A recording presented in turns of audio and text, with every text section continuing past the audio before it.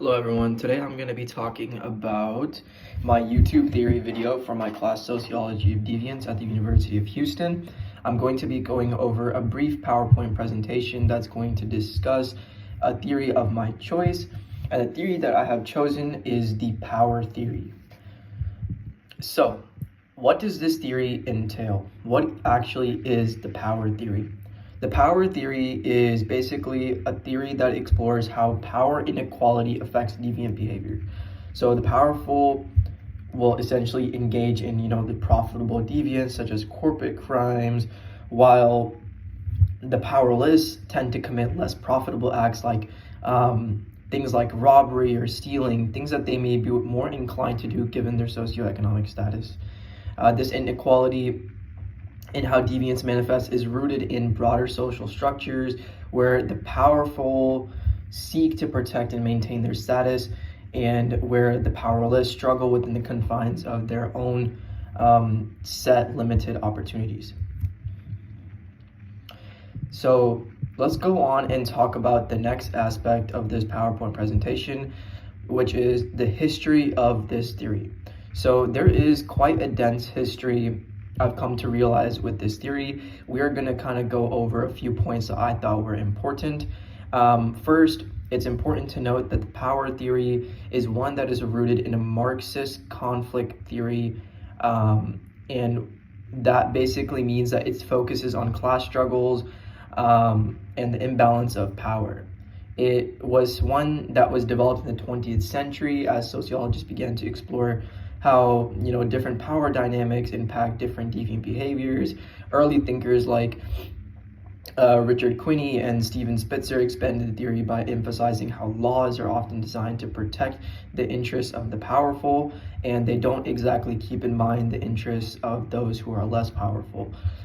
You're basically in a society where those who are strong, and that can be characterized by wealth, that can be characterized by your network, those people are seen as living a more comfortable lifestyle in which they can kind of, still act in deviant ways, but they can get away with it, given their higher status.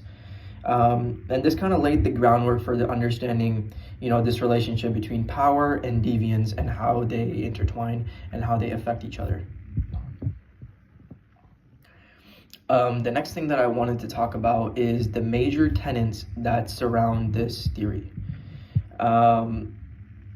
So we can kind of break these tenets down, and we can start by talking about the power, how power shapes deviant behavior. We've kind of touched upon this already, but just to kind of refresh, it's the powerful are engaging in profitable deviance. So I've kind of written here as like examples are like corporate crimes, things of that nature, while the powerless are more likely to commit less profitable acts, like robbery or stealing and things of that nature. The next tenet I want to talk about is deviant motivation.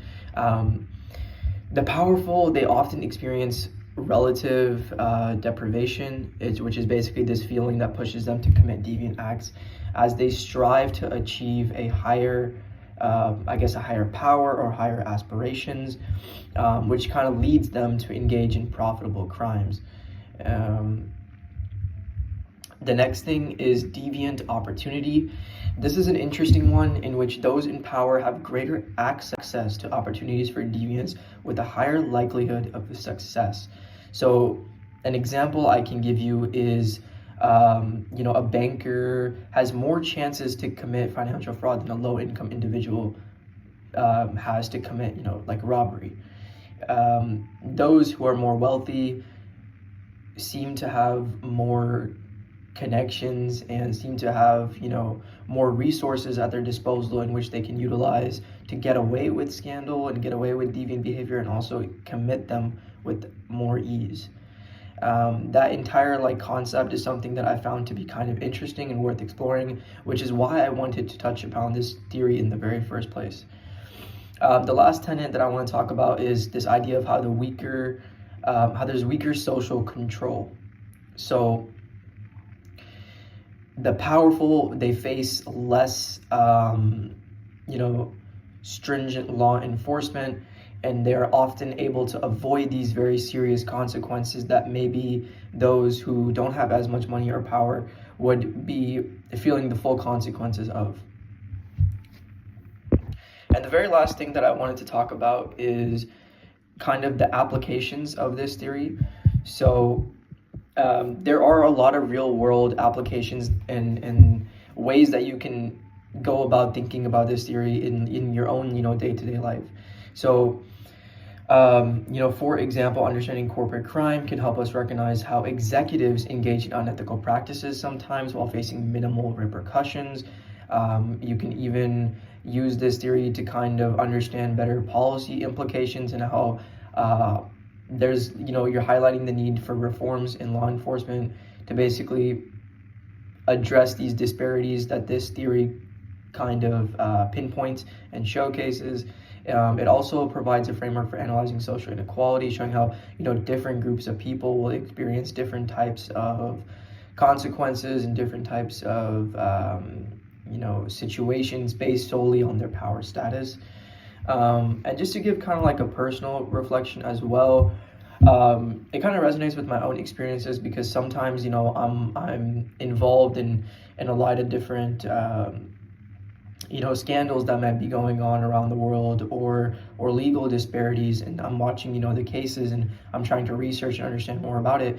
And what you come to realize is sometimes you'll see a pattern in that those who are more powerful may get away with certain actions, and those who are not as powerful, not as wealthy, they may not have access to the best lawyers, they may not have a lot of resources and money and connections and ways to navigate certain situations, and usually because of just those reasonings alone will be less favored than those who are more powerful. And that to me is kind of it's just an interesting concept, and I'm kind of curious to see how it can be changed. I do have a few critiques for this theory that I wanted to touch upon at the very last topic. Excuse me.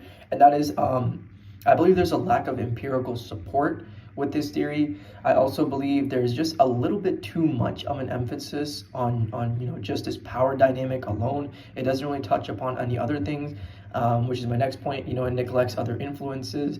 It's kind of very closed-minded, narrow. We're only going to talk about this. And how this affects people basically, and I just feel like because of that, it's a very limited scope.